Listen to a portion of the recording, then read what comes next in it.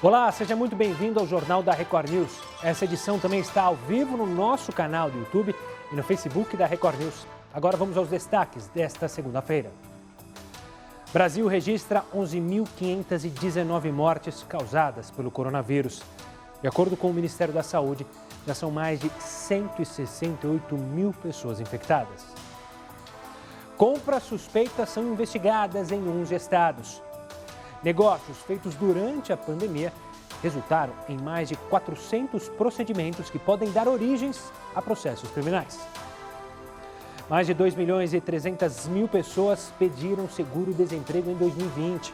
Se for levado em consideração apenas o mês de abril, a quantidade de pedidos é 22% maior que a do mesmo período do ano passado. São Paulo, Minas Gerais e Rio de Janeiro são os estados com mais solicitações. O projeto de lei prevê a indenização de motoristas de aplicativos contaminados pelo coronavírus.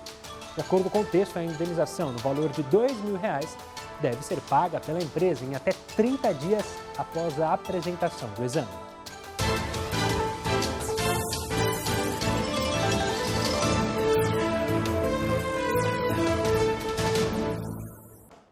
E nesta segunda-feira foi colocado em prática o chamado lockdown em Niterói e em São Gonçalo, no Rio de Janeiro. A repórter Vivian Casanova tem mais informações sobre as medidas de prevenção adotadas pelo Rio de Janeiro. Olá, boa noite. A Prefeitura do Rio de Janeiro anunciou medidas mais severas no combate ao novo coronavírus. Entre essas medidas, agora, em alguns bairros, o acesso de carros vai ser restrito só aos moradores. Também está proibida a aposta presencial nas agências lotéricas. Os bares que funcionavam com um sistema de entrega não vão mais poder abrir, nem mesmo para este tipo de serviço. Voltamos aos estúdios da Record News. E o prefeito de Belo Horizonte, Alexandre Calil, disse que a capital mineira vai ter 13 barreiras sanitárias já a partir da semana que vem. Ele explicou que agentes vão parar carros e ônibus nas principais entradas da cidade para verificar as condições de saúde das pessoas que querem acessar a cidade mineira. O prefeito pediu que as pessoas fiquem em casa e ainda disse que é o povo que vai determinar a abertura ou o lockdown de Belo Horizonte. Como você acabou de ver, muitas cidades do Brasil estão adotando o chamado lockdown. Mas afinal, o que é e como funciona esse tal de lockdown em outros países? O Ministério da Saúde definiu o lockdown como o nível mais alto de segurança e que pode ser necessário em situação de grave ameaça ao sistema de saúde. Em todo o mundo, o bloqueio total se tornou uma das principais medidas para conter o avanço da doença. Para ser colocado em prática, o lockdown deve ser imposto por lei ou por decisão judicial, e cada cidade, estado ou região tem autonomia para decidir as regras. Em Wuhan, na China, que foi a primeira cidade a adotar o lockdown, os carros não circulavam e o transporte público foi suspenso, assim como as viagens de avião ou de trens. Escolas fecharam as portas, os moradores ficaram em casa e só podiam sair para comprar alimentos ou remédios. Na Áustria, o acesso a locais públicos e reuniões com mais de 5 pessoas foram proibidos. A Dinamarca vetou reuniões com mais de 10 pessoas. Além disso, bares, restaurantes e lugares públicos foram fechados. A França exigiu uma autorização para que as pessoas saíssem de casa. Quem andasse pelas ruas francesas sem o documento era multado. Na Itália, as pessoas só podiam sair de casa para a compra de itens essenciais. No Reino Unido, encontros com mais de 2 pessoas foram proibidos e a polícia passou a multar quem desobedecesse às regras. No Brasil, algumas cidades já começaram a adotar o lockdown para conter o avanço do coronavírus. Com essa imposição, as pessoas só devem sair em casos de grande necessidade, como para compras de comidas e medicamentos. Apenas os trabalhadores essenciais podem sair, e quem desrespeitar a medida pode sofrer multas ou advertências. O arquipélago de Fernando de Noronha, em Pernambuco, foi o primeiro local do país a adotar medidas mais rígidas. Foi assim que a ilha conseguiu zerar os casos da doença. Cientistas recomendam a adoção de medidas mais rígidas para impedir a circulação de pessoas pelas ruas de estados e cidades onde o sistema de saúde está saturado. Isso porque os países que implementaram lockdown conseguiram sair mais rápido do colapso. E olha só, enquanto autoridades recomendam o isolamento social, jovens desrespeitam as normas e ainda por cima se aglomeram em bailes funk. Sapopemba, zona leste de São Paulo. A aglomeração fecha o trânsito às 11 da noite deste domingo. Olha só o movimento que está na rua, todo mundo sem máscara e não fazendo o que tem que fazer, que é ficar em casa. No Butantã, do outro lado da cidade, a festa começa no fim de tarde. Som alto nos carros, gente aglomerada e motoqueiros fazendo manobras. Na comunidade do bairro do Jabaquara, na Zona Sul, a noite de domingo parecia normal, como se não houvesse quarentena. Será que tem Covid mesmo? Trânsito, ninguém passa. O baile é numa avenida movimentada e congestiona o trânsito. O bicho tá pegando aqui, hein? É muita gente, cara. Em Americanópolis, também na Zona Sul, os jovens sem capacete aceleram a moto na frente da polícia na saída do Pancadão. O maior baile funk da capital paulista, que acontece aqui na comunidade de Paraisópolis, está parado desde o início da quarentena. Mas os moradores contam que bailes menores provocam a aglomeração de até 500 pessoas quase todos os dias. A moradora, que tem receio de mostrar o rosto, contou que a comunidade está preocupada. Bares lotados, pessoas na rua, bailes na rua, em todo lugar tem baile.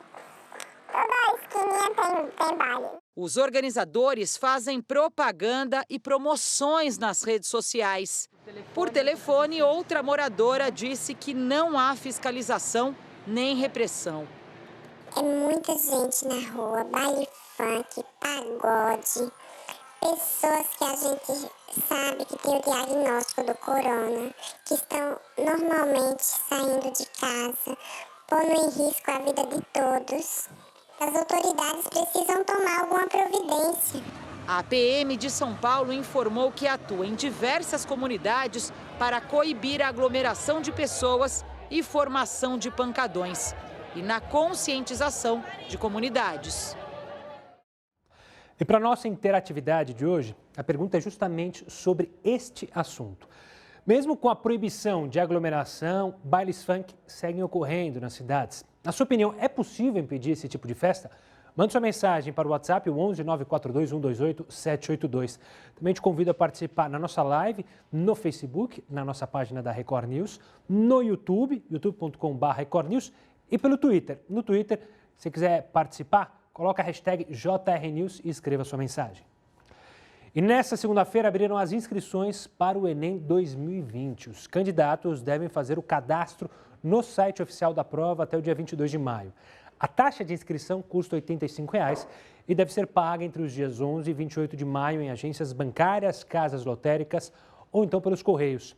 Pela primeira vez, as pessoas que se encaixarem nos perfis que têm direito à isenção da taxa de inscrição não vão precisar pedir o benefício. Ele será concedido automaticamente de acordo com o governo. O Enem deste ano terá duas opções de prova. Uma será a versão presencial, aplicada nos dias 1º e 8 de novembro. A segunda é digital e acontece nos dias 22 e 29 de novembro. Algumas organizações se manifestaram pedindo o adiamento da prova justamente por causa da pandemia, mas o governo federal decidiu por manter a data. Agora a gente fala do governador de Pernambuco, que anunciou nesta segunda-feira algumas medidas para ajudar no combate ao coronavírus. A repórter Jaqueline Bandeira tem mais detalhes para a gente. Uma boa noite, Jaqueline. Olá, Gustavo. Boa noite. São 3 as novas medidas adotadas pelo governo do estado para aumentar o rigor do isolamento social aqui em Pernambuco. Uma delas é a obrigatoriedade do uso de máscara em todo o estado de Pernambuco. As outras duas são sobre o Recife e outras 4 cidades da região metropolitana e aumentam a restrição em relação à circulação de pessoas e de veículos nessas 5 cidades. Isso porque essas 5 cidades concentram 75% do número de casos confirmados do novo coronavírus e 68% do total de mortes provocadas pela Covid-19 em todo o estado. Essas medidas trazem, por exemplo, a proibição de circulação de pessoas nas ruas sem um motivo aparente. As pessoas vão ter que circular com um documento oficial de identidade e também um comprovante de residência, para comprovar que você está fazendo, por exemplo, compras de supermercado no bairro onde mora. Em relação à restrição de veículos, será adotado um rodízio a partir do sábado, que valerá até o dia 31 de maio. Carros com placas terminadas em números pares só poderão circular em dias pares.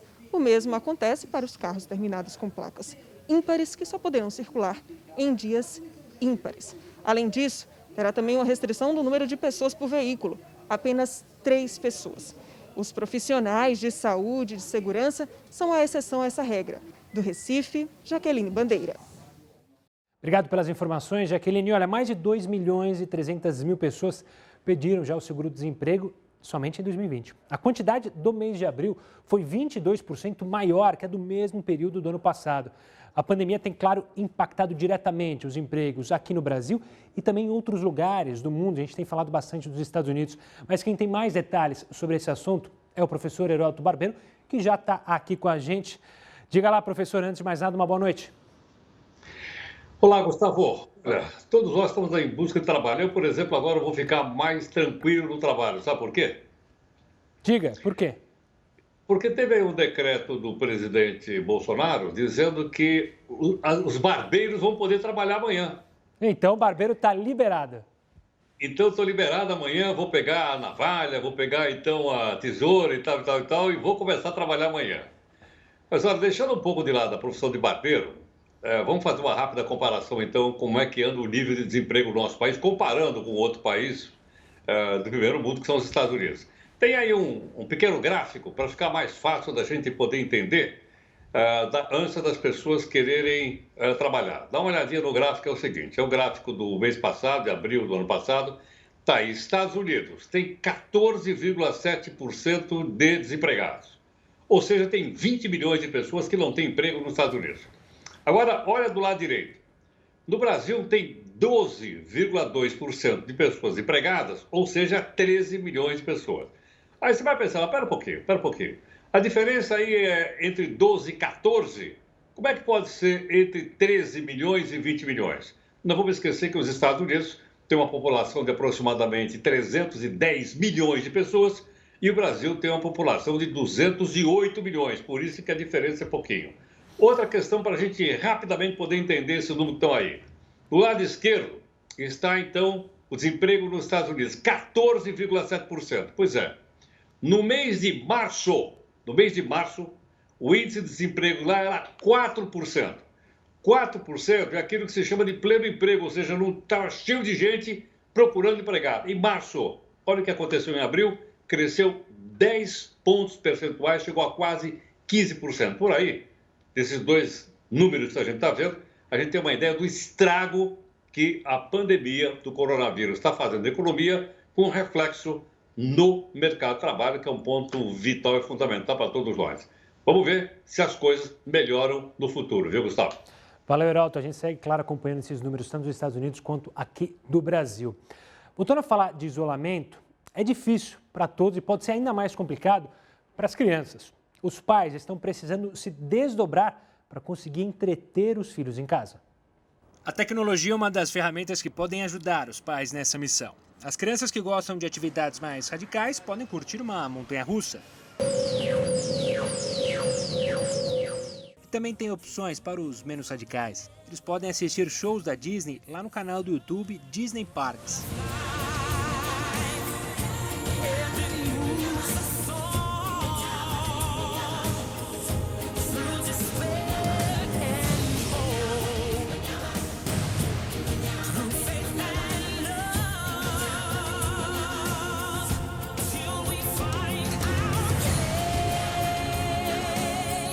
Para os fãs de Frozen que andam entediados, a Walt Disney publica vídeos no YouTube todas as semanas para mostrar como anda a rotina do Olaf durante a quarentena.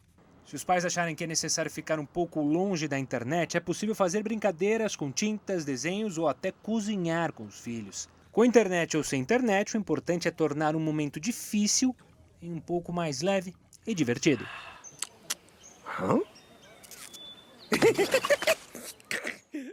E você, o que você tem feito para entreter seus filhos? Participe aqui conosco, #JRNews, escreva sua mensagem. No Twitter pode participar e falar não só sobre essa reportagem, mas também de todos os outros assuntos que trazemos aqui para vocês. E começou a valer hoje o polêmico novo rodízio de carros em São Paulo. A medida teve um impacto significativo na circulação pelas vias da cidade, de acordo com o boletim divulgado pela Prefeitura. Foi registrado apenas 1 quilômetro de congestionamento na cidade, isso ocorreu às 8h30 da manhã. Na semana passada, de acordo com os dados da CET, o pico foi de 11 quilômetros entre 8 e 9 horas da manhã. Apesar das reclamações sobre os transportes públicos estarem mais cheios, a SP Trans informou que até às 9 da manhã foram utilizados 489 dos 600 ônibus extras, além dos 1.000 colocados em circulação pela Prefeitura. A SP Trans também vai monitorar a movimentação de passageiros para adequar a frota à demanda. E o que diz você, paulistano? Participe também do nosso jornal. Você que utilizou o transporte público hoje, conta para a gente, sentiu alguma diferença? Para participar, tanto no Facebook, quanto pelo nosso WhatsApp ou pelo Twitter, #JRNews. Agora a gente fala dos números do coronavírus. O número de morte, por exemplo, subiu para 11.519 e já são 168.331 casos confirmados em todo o país. Na entrevista coletiva desta segunda-feira, o ministro da Saúde, Nelson Taixe, anunciou que a partir de agora a abordagem com os pacientes será feita de uma forma diferente, com mais cuidados já no início do tratamento. Abordando a doença no momento mais precoce, que a gente reduza a evolução para a fase mais crítica. Com isso, a gente não só salva mais gente, mas também a gente consegue diminuir a necessidade de UTIs, ventilação mecânica, o que seria um grande alívio para o sistema e ao mesmo tempo em que você aumenta a tua capacidade de cuidar. Nelson Taixe chegou a afirmar que o Brasil deve fazer parte de um grupo que vai testar a primeira vacina contra o coronavírus. Além disso, o ministro resolveu voltar ao assunto que mais gera polêmica nesta pandemia, o isolamento social. Mais uma vez, eu quero deixar claro que essa discussão de uma estratégia, ela não representa você definir se você quer isolar ou flexibilizar. Não é essa a discussão que está em jogo. A discussão aqui é uma metodologia para você entender qual é a melhor forma de você cuidar das pessoas e proteger a sociedade. Ele adiantou que foi criado um plano de isolamento no Brasil, com orientações e diretrizes de como cada estado e município deve lidar com o distanciamento social. Taixe ainda afirmou que os detalhes sobre como vai funcionar esse plano serão dados somente na próxima quarta-feira. Então a gente avalia a capacidade instalada, o perfil epidemiológico daquele local, a velocidade de crescimento, seja da doença, seja da ocupação e mobilidade urbana. Isso vai receber um peso e, a partir daí, você define os níveis de distanciamento. Então, o risco pode ser muito baixo, baixo, moderado, alto ou muito alto. Para cada um deles, existe uma sugestão de medidas a serem tomadas. Mas ressaltou que o plano de isolamento teve como exemplo o que foi feito em outros países e que se trata de uma recomendação, ou seja, fica a critério dos estados e municípios adotar as medidas ou não. Os gestores não ficam obrigados a agir conforme a orientação. Como eu falei, isso é uma ferramenta para que o gestor local vai dispor para poder avaliar a sua condição local e tomar suas decisões. O presidente Jair Bolsonaro incluiu nesta segunda-feira as atividades de salões de beleza, barbearias e academias de esportes na lista de serviços essenciais.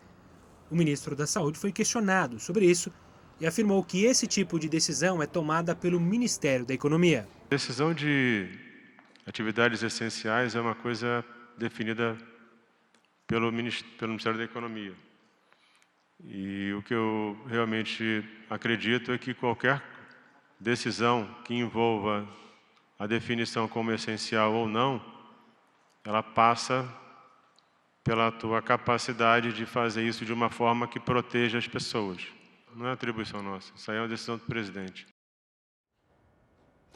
Olha, com o passar das semanas, médicos e cientistas têm descoberto novos sintomas provocados pelo coronavírus de manifestações dermatológicas até problemas renais ou coágulos sanguíneos. Para falar sobre essas descobertas, eu converso agora com Marco Antônio Cirilo, que é infectologista e diretor da Sociedade Brasileira de Infectologia. Doutor, obrigado pela participação aqui conosco. Claro que essa é uma doença nova, então eu queria primeiro fazer uma analogia, apontar com outras doenças, se é normal aparecerem novos sintomas ou sintomas que no início não eram detalhados pelos médicos e agora surgem com o número de casos. Isso é uma questão normal ou algo que a gente precisa se assustar, doutor? Não, uma doença nova. E quem tiver cardiologista, ele ia dizer que é uma doença cardiológica. Um pneumologista, que é uma doença do pulmão.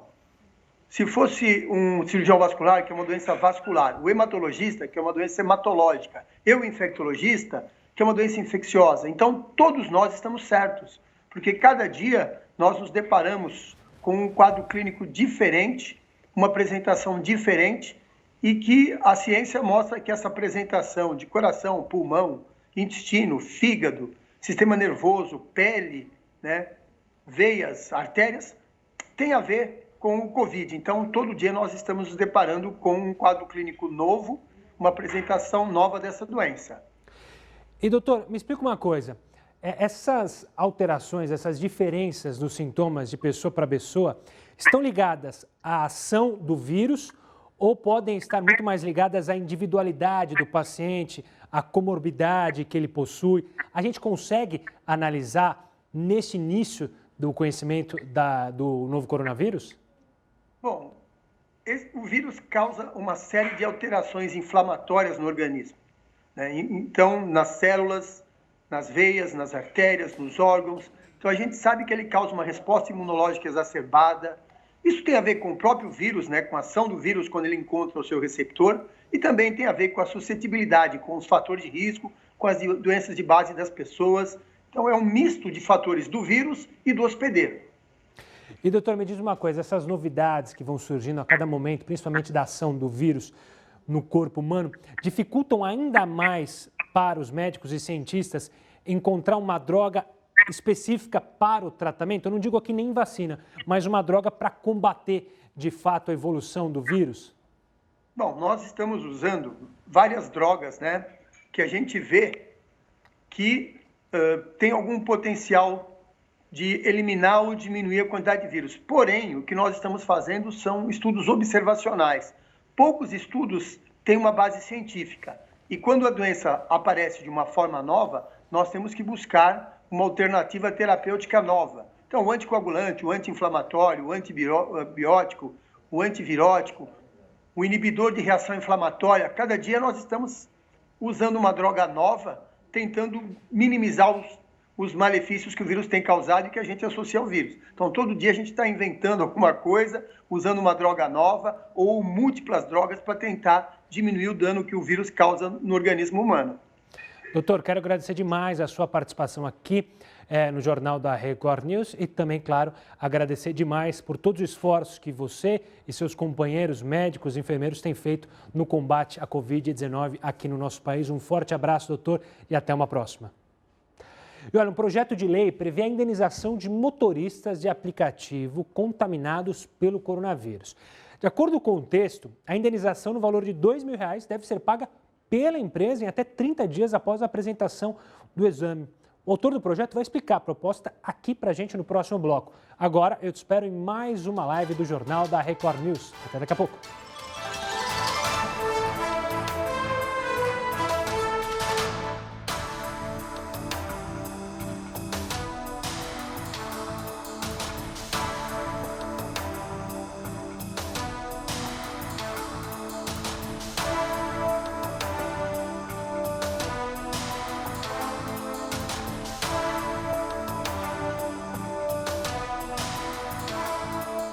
Estamos com mais uma live, a primeira desta segunda-feira. A gente está perguntando, só vão refazer a pergunta, caso você tenha ligado a televisão agora. Mesmo com a proibição da aglomeração de bailes funk, com proibição de aglomeração, os bailes funk estão ocorrendo a rodo nas cidades. Na sua opinião, é possível impedir esse tipo de festa?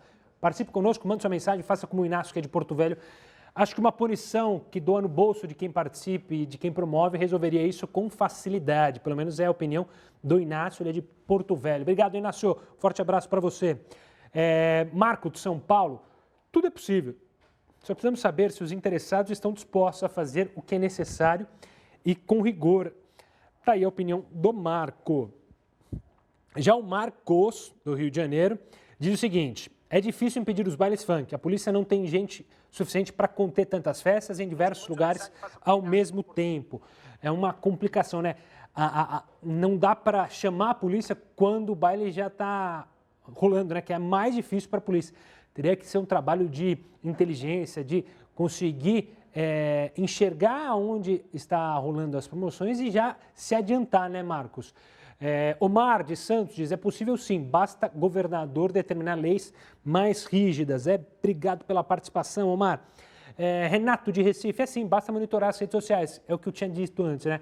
É você ter um trabalho de inteligência. E quando houver denúncias, fazer um cerco e punir os organizadores. Porque é muito difícil quando o baile já está rolando, quando a festa já está rolando, a polícia chegar. É muito mais traumático. Você vai precisar de um batalhão muito mais preparado, é difícil. Então, se você conseguir se adiantar às festas, é melhor, né?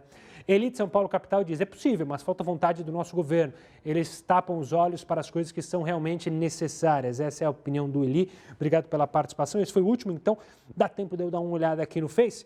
O Antônio Custódio, ele quer saber do impostômetro. Vamos trazer o impostômetro. Senão, hoje a gente traz o impostômetro ainda essa semana para dar detalhes. Tá bom, Antônio? Um forte abraço para você. José Fábio participando aqui, um texto bem grande falando sobre atraso de salários. Vamos checar aqui, por favor. Ele é de Piracicaba, um forte abraço. Danilo Rodrigues, ele fala... Eu não entendi, ele falou sobre a Covid-19, relacionando com outras doenças, mas aqui está seu recado dado. Valeu. Helena Salomão Guimarães, também falando sobre a Covid. O James Vitória participando, dando uma ótima segunda-feira para a gente. A Jaqueline também participando, fazendo uma pergunta interessante. A gente pode até justamente usar isso como pauta. Eu vou guardar aqui a sua pergunta, tá bom, Jaqueline? Obrigado pela participação a todos. Agora, em 30 segundos, a gente está de volta na tela da sua TV.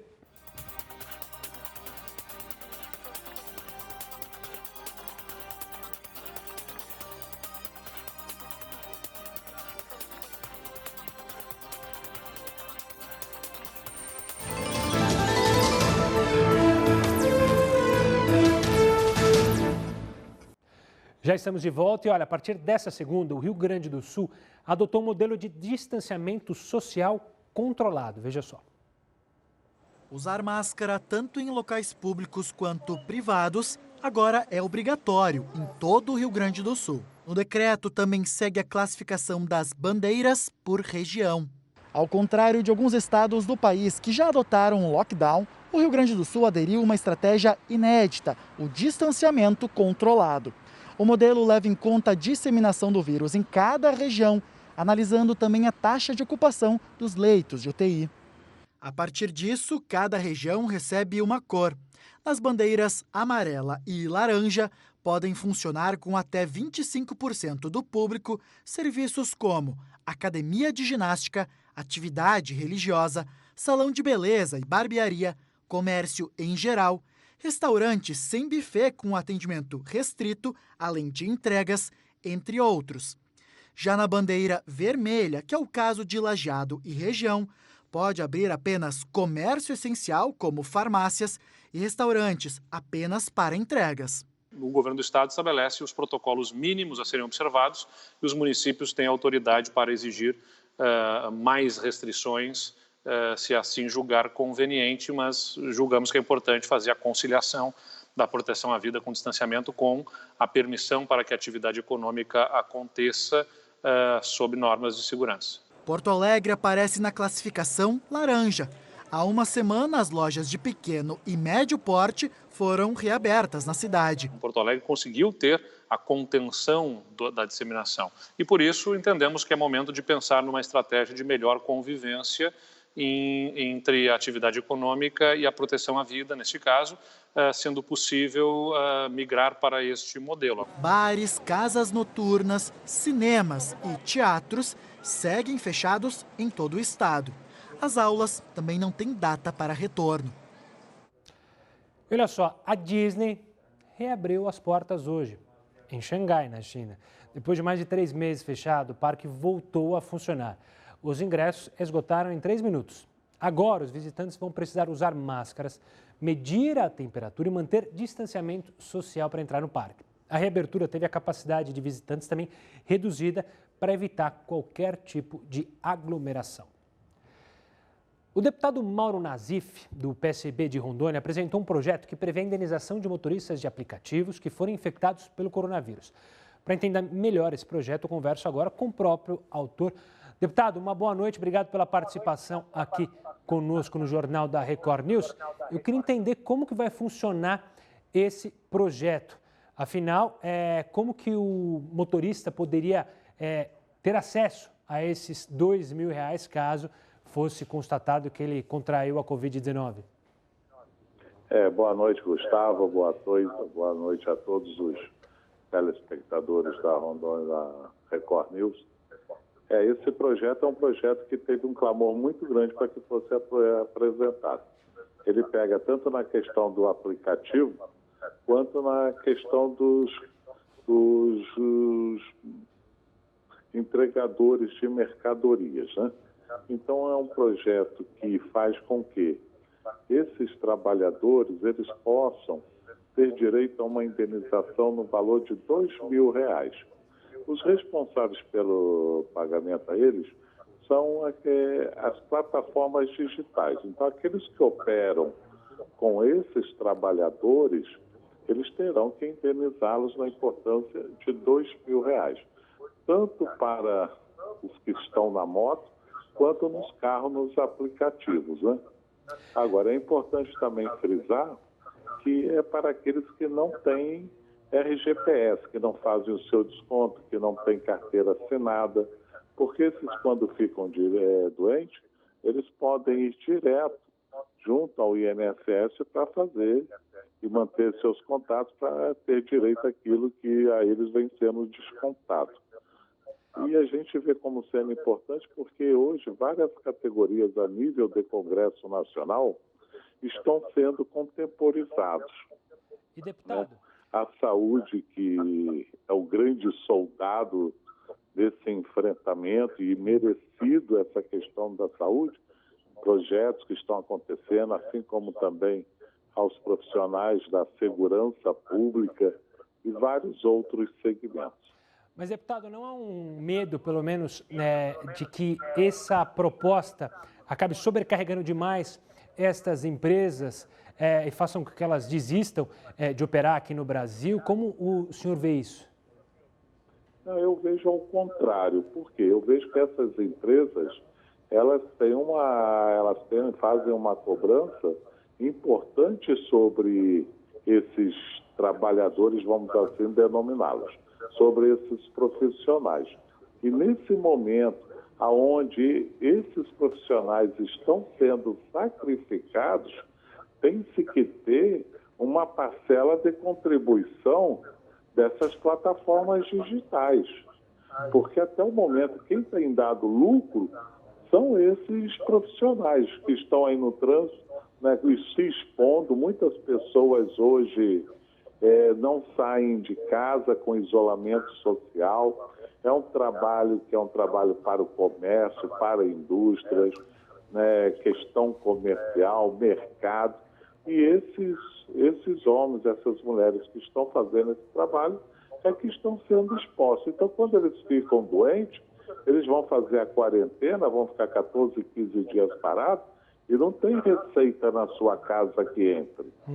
Então, eu vejo que é o momento agora dessas plataformas darem a sua contribuição também a esses homens que estão prestando serviço e estão dando uma rentabilidade a todas essas empresas que hoje estão instaladas aqui no Brasil ou as próprias empresas brasileiras que aqui funcionam. Tá certo. Eu quero agradecer demais a participação do deputado Nazif, que apresentou esse projeto. Obrigado pela participação. E você que está em casa também, claro, pode comentar o que você acha de uma proposta como essa. Participe nas nossas redes sociais, #JRNews, manda sua mensagem lá no Twitter.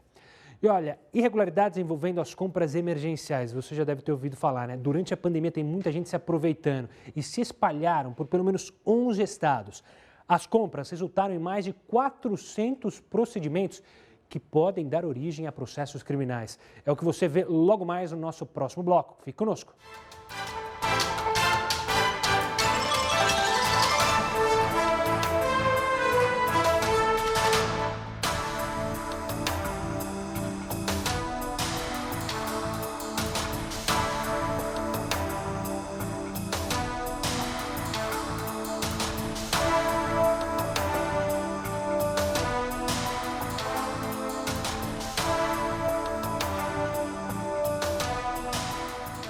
Estamos de volta com a sua participação, hoje perguntando se tem como proibir os bailes funk que ocorrem durante esse período de pandemia, o julho de Joinville, não só bailes funk, mas festas, né, em geral, de Joinville e Santa Catarina. Sim, é possível, só depende da vontade do poder público na visão do Júlio. Obrigado, Júlio. Forte abraço. Fátima, de Araraquara, talvez seja difícil de impedir, mas não é impossível. É preciso ter um punho forte e dar autonomia para a polícia, pelo menos na visão da Fátima, do interior aqui de São Paulo. Regina, de Salvador, soteropolitana, acho que não é possível. A maioria desses bailes são em comunidades e o Estado está muito distante desta população. Bom ponto levantado pela Regina. Obrigado pela participação. Gonçalo, de Florianópolis. Se todos fizerem a sua parte e denunciar essas práticas, é possível sim coibir festas com aglomerações, pelo menos na visão do Gonçalo. Forte abraço também para você, Gonçalo. Rogério, de Vitória, no Espírito Santo. Sim, é só colocar policiamento para fazer a fiscalização junto com os órgãos de Disque Silêncio. Essa é a visão do Rogério. Obrigado, Rogério. Aguimar, de Capinal, diz, pode sim ser possível, mas só com muito engajamento de vários setores. Valeu, Aguimar. Forte abraço para você. Vou dar uma passada aqui no Twitter. A participação com o #JRNews do José Eduardo Saboia.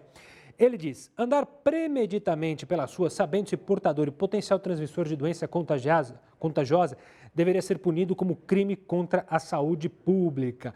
Obrigado pela participação, Saboia. A Sheila Gomes também manda a seguinte mensagem. Boa noite.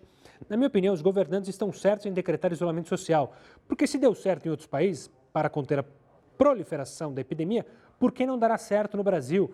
Ponto de interrogação. Depende de todos em dar sua parcela de cooperação. Sheila, obrigado pela participação. #JRNews, você participa no Twitter, pode perguntar, pode responder a nossa pergunta do dia, ou então falar sobre alguma reportagem que você achou interessante ou que você quer criticar. Fique à vontade, mande no Twitter também com a #JRNews. Eu tenho um minutinho, ainda dá para dar uma olhada no Face para saber o que vocês estão mandando por lá. A Aninha mandando uma boa noite para todos nós. Olha que legal, o Vandilson mandou mensagem para a gente da proposta que a gente falou com o deputado agora. Ele disse, sou motoboy de aplicativo, eu acho isso um absurdo. Motorista e motoboy de app são autônomos, portanto são responsáveis pelo pagamento do seu INSS. Portanto, se não existe vínculo empregatício, os aplicativos não têm obrigação de indenizar ninguém por contrair Covid-19. Aqui ele faz uma frase que eu entendo, eu não vou falar a frase, mas está aí. Legal, obrigado pela participação, Vandilson. É bacana sempre ter a participação de vocês sobre o que a gente traz aqui no jornal. Uma boa noite para o Júnior, para a Ivânia e para a Adriana Petit. Em 15 segundos a gente está de volta na tela da sua TV.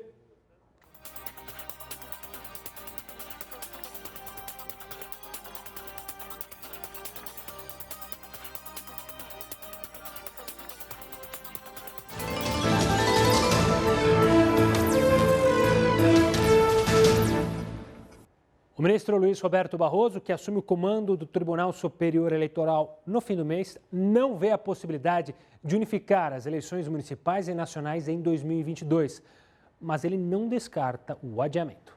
Meu desejo é nós podermos realizar as eleições sem qualquer tipo de adiamento, mas a verdade é que se até meados de junho a curva da epidemia continuar subindo, nós vamos ter que considerar a alternativa do adiamento, que eu desejaria que fosse por algumas poucas semanas, passando para novembro, ou na pior das hipóteses, para começo de dezembro. O futuro presidente do TSE avaliou que não seria saudável realizar uma eleição para 7 cargos em 2022. É muita informação. É confuso para o eleitor escolher 7 candidatos para cargos completamente distintos. Para o ministro, o STF cumpriu o papel de garantir, dentro da Constituição, os direitos dos estados e municípios para tomarem medidas contra a pandemia do coronavírus. Esta questão da competência da União, dos estados e dos municípios está claramente posta na Constituição, quando diz que questões afetas à saúde pública são da competência comum dos 3 entes de governo. O ministro Luiz Roberto Barroso afirmou que não vê ameaças à democracia, mesmo com os movimentos que pedem o fechamento do Supremo Tribunal Federal e do Congresso Nacional. Acho que são fatos normais da vida democrática que, nas conjunturas críticas, exista uma maior tensão entre os poderes e essas tensões são absorvidas institucionalmente, como é próprio da democracia. Barroso disse que a saída do ex-ministro da Justiça, Sérgio Moro, do governo, não atrapalha o combate à corrupção no país. A sociedade brasileira já não aceita mais o desvio regular de dinheiro e já acabou o fetiche de se conviver socialmente com pessoas notoriamente corruptas que apenas por serem ricas e influentes eram recebidas como se fossem pessoas idôneas, bem-sucedidas. Eu sei o que acha. Acredita que a melhor solução é um adiamento das eleições para prefeito e vereadores? Participe também com essa questão. Mande sua mensagem para o nosso Twitter, #JRNews. Você participa e, claro, durante os intervalos você tem sua mensagem lida aqui nas nossas lives. Agora a gente fala de uma pesquisa feita em conjunto com a Fiocruz e a UFRJ, que mostra que o SUS oferece quase 5 vezes menos leitos de UTI que a rede particular. Com o avanço da pandemia, a demanda pelo atendimento nas 2 redes de saúde tem crescido no Brasil.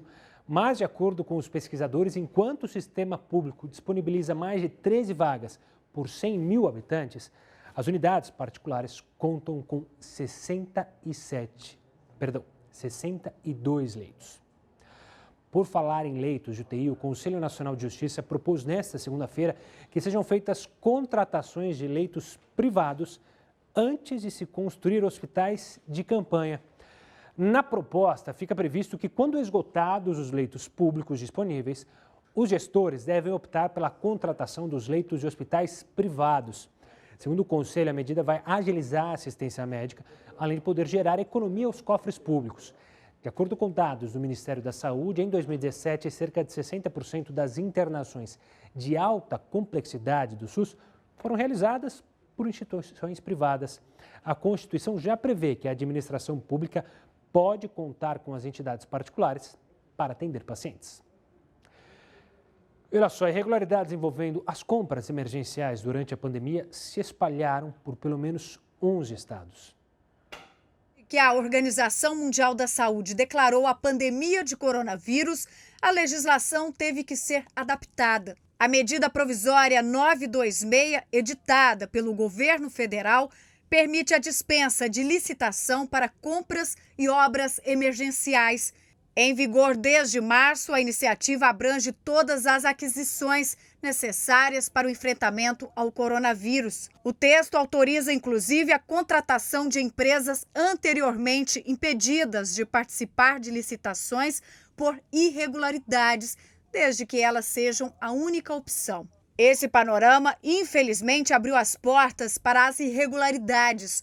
Só em abril, investigações foram abertas em pelo menos 11 estados. Existem mais de 400 procedimentos que podem dar origem a processos criminais.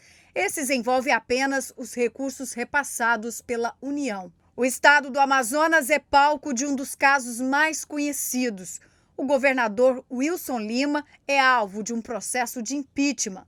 A polêmica começou com a revelação de uma compra de quase 30 respiradores. Os aparelhos custaram mais de 2 milhões de reais, o dobro do valor de mercado, de acordo com o Ministério Público de Contas do Estado. Além do valor, o que também levantou suspeita foi o fato dos aparelhos terem sido vendidos por uma empresa que funciona como loja de vinhos. Já no Rio de Janeiro, o ex-subsecretário de Saúde e outras 3 pessoas foram presos. Eles são acusados de obter vantagens em contratos para a compra de respiradores. A situação se repete na Paraíba. A Polícia Federal investiga se a Prefeitura de Aroeiras usou recursos destinados à compra de insumos médicos para adquirir cartilhas sobre o coronavírus. Mas só um detalhe, elas são oferecidas gratuitamente no site do Ministério da Saúde. No Amapá, o preço das máscaras compradas com dinheiro do Fundo Estadual da Saúde é investigado pela Polícia Federal, que apontou variações de mais de 800% nos valores. O prejuízo aos cofres públicos pode passar dos R$600 mil. Para esse advogado, a flexibilização permitida pela medida provisória não representa uma carta branca para os agentes públicos. Esse momento exige, portanto, ainda mais cuidado. O especialista em direito penal explica quais crimes podem ter sido cometidos nesses casos mencionados. São crimes como falsidade ideológica, lavagem de dinheiro, verdadeiras organizações criminosas que tentam, em conluio muitas vezes com agentes públicos que podem estar praticando o crime de corrupção ativa, lesar toda a população num momento como esse. São crimes graves que têm penas que podem partir de 5 anos até 12 anos de prisão. E olha só, a gente vai trazer o Heródoto de novo para participar com a gente, porque a Covid-19 não foi considerada a principal causa de morte em abril deste ano, de acordo com as informações do Ministério da Saúde. O Heródoto conta então para a gente quais são as doenças que mais atingiram os brasileiros. Heródoto, diga lá. Olha, uma das doenças é a corrupção, que a gente acabou de mostrar aí agora. Por que razão? Porque municípios e estados, quando eles decretam estado de emergência, eles podem comprar qualquer coisa sem licitação pública. Foi exatamente isso que a reportagem acabou de mostrar agora. Ou seja, sem licitação pública, eles fazem o que querem e os lobos estão aí à espreita para morderem o nosso dinheiro, como a gente acabou de mostrar por aí, né? Há muitas e muitas suspeitas em 11 estados. Agora, só uma observação que eu acho que é bastante importante para todo mundo que acompanha aqui as informações do coronavírus. Qual é? Durante o mês de abril inteiro, como nós estamos fazendo em maio agora, todos os dias nós damos uma atualização de quantas pessoas morreram pelo coronavírus. Mas me surpreendeu uma cifra divulgada pelo Ministério da Saúde, que está lá no 360, poder 360, e eu gostaria de mostrar para o pessoal agora no nosso telão. Qual é? O que mais matou brasileiros em abril? Vamos lá. Foi o câncer, com 17.800 mortes. Segundo lugar, derrame, principalmente derrame cerebral, 8.140 mortes. Infarto do miocárdio, do coração, 7.420 mortes. Depois vem problema no pulmão, pneumonia, com 6.570. E o Conavid-19, que é a pandemia, está em 5º lugar. Então você veja o seguinte, o que mais matou as pessoas no mês de abril foi o câncer e o Covid-19, que é a pandemia, matou 6.250 pessoas. Essa tabela que está aí, a fonte está escrita aí embaixo, olha, é do Ministério da Saúde, para a gente ter uma ideia de quantas pessoas morreram no Brasil com a pandemia e outras doenças graves, como a gente pode notar por aí. Principalmente o câncer. Veja lá, 17.800 pessoas. Gustavo. Obrigado pela participação, Heródoto. A gente vai falar do Amazonas, porque lá o número de casos de coronavírus durante a primeira semana de maio é quase 10 vezes maior em comparação com os números de contaminados pela doença no mesmo período de abril. Você vai ver os detalhes sobre esse assunto no próximo bloco. Eu espero você.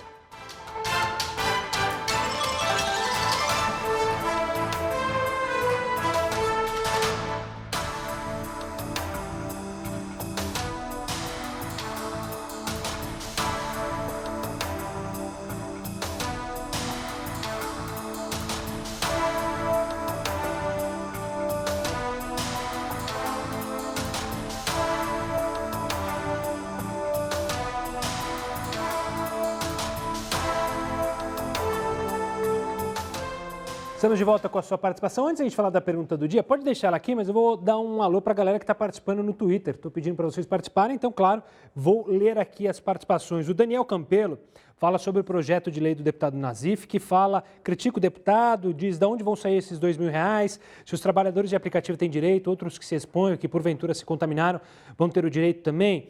É exclusiva a medida? Daniel, obrigado pela participação. Francisco Alves dos Santos colocou a hashtag JRNews e disse: se a pandemia Covid-19 continuar, creio que o ministro Barroso está certo quando admite que as eleições municipais devem ser adiadas no máximo para dezembro deste ano. O Eduardo Silva, também hashtag JRNews, critica a proposta do deputado Nazif para indenização dos profissionais de plataformas digitais, critica perguntas que você está propondo também que os hospitais públicos e repartições indenizem seus profissionais infectados. Obrigado pela participação da galera no Twitter.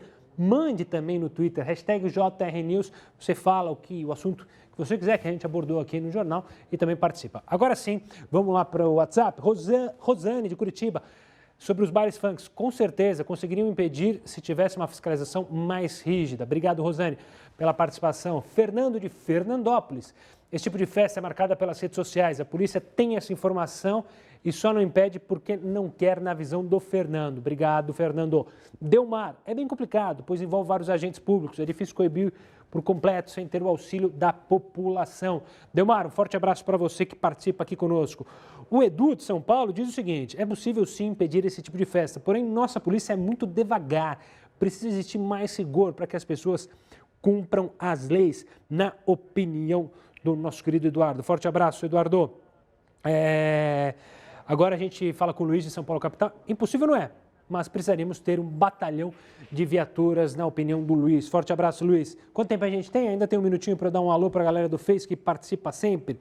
A Adriana Petit, temos um minuto. Chove em Porto Alegre, finalmente, segundo a Adriana. Valeu, Adri. Luciele Antônio, boa noite, parabéns pelo jornalismo sério. Obrigado, Luciele. Maxwell, dando boa noite também.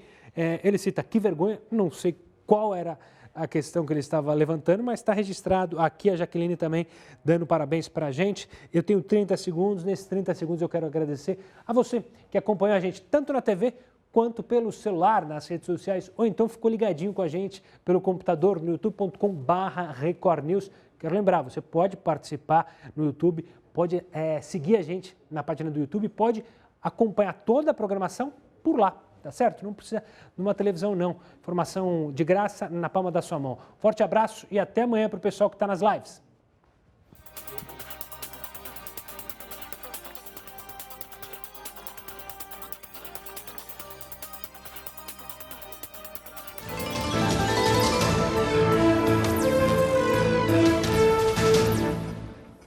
Estamos de volta para falar que no Amazonas o número aumentou nos últimos dias e quem tem mais número de casos lá da Covid, quem tem mais informações sobre a situação do estado é a repórter Ana Maria Levente.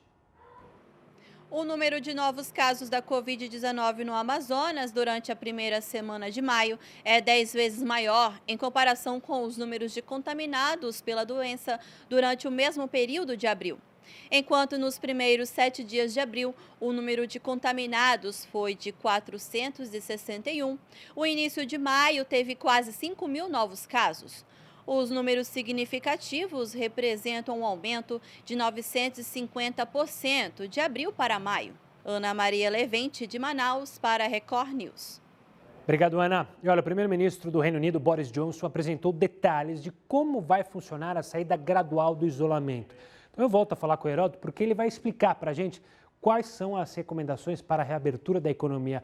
Por lá, é bom lembrar que o Boris Johnson também sofreu com a Covid-19, chegou a ser hospitalizado em UTI, enfim. Diga lá, como é que vai ser essa reabertura do Boris Johnson, Heródoto? Olha, primeiro que é bom lembrar que ele ficou hospitalizado no SUS, né? No SUS inglês, né?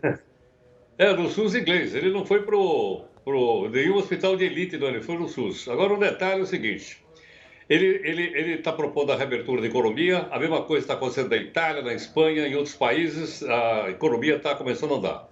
Mas o Boris propôs algumas coisas, e assim como em outros países do mundo, também bastante polêmico. Eu citei algumas delas aí para a gente ver rapidamente e resumir as ações dele.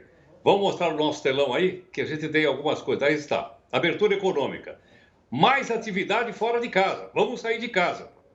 Uso obrigatório de máscara na rua. Distanciamento social, ou seja, você pode sair de casa, mas não pode ficar muito perto das pessoas. E evitar o uso de transporte público. Uai, mas como é que faz? Evitar o uso de transporte público é exatamente o contrário que está ocorrendo, por exemplo, em São Paulo. Com essa rodízio de dia par, dia ímpar, placa ímpar, o que se notou hoje, principalmente no transporte ferroviário em São Paulo, foi uma quantidade imensa de pessoas. Então veja que curioso.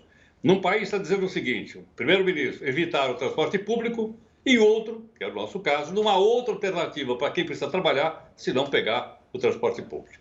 É isso aí, Gustavo. Heródoto, obrigado pela participação. Tenha uma ótima noite. A gente se encontra amanhã, combinado? Até amanhã. Até amanhã, querido. Bom, o Jornal da Record News fica por aqui. Agora você acompanha mais uma edição do Jornal da Record. Uma ótima noite. Obrigado pela companhia e pela audiência. E até amanhã.